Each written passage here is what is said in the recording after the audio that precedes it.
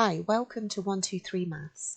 I'm going to show you how to leave comments for your users and to set targets.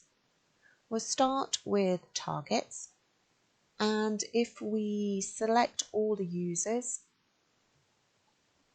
you can see that all your users are listed, and this is where you can set your targets. These are great for checking the progress of your users. So for Emily, I'm going to set a new target, and we can either choose to fully complete a particular page in a particular book by a certain date, or we can ask Emily to answer so many questions a day. On this occasion, I'm going to ask Emily to answer 20 questions a day, and we set the target.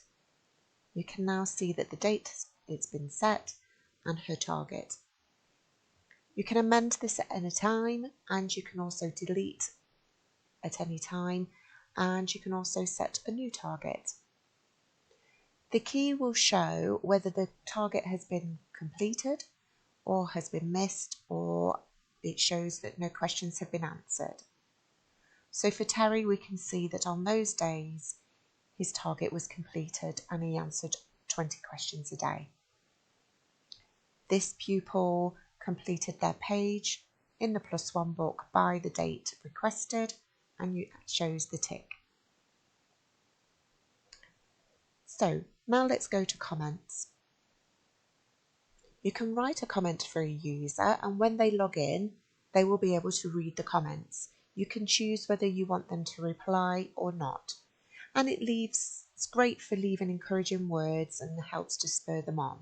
So if we click here to select our user, we'll choose Emily. And here, like I say, you can ask them to reply or not. So we're going to put power of 2 book. And I'm just going to type here, great start, Emily.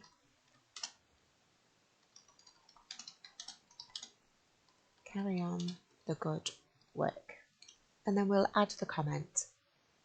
All the comments that you send will be listed here, and also when they have replied, their reply will also be shown here.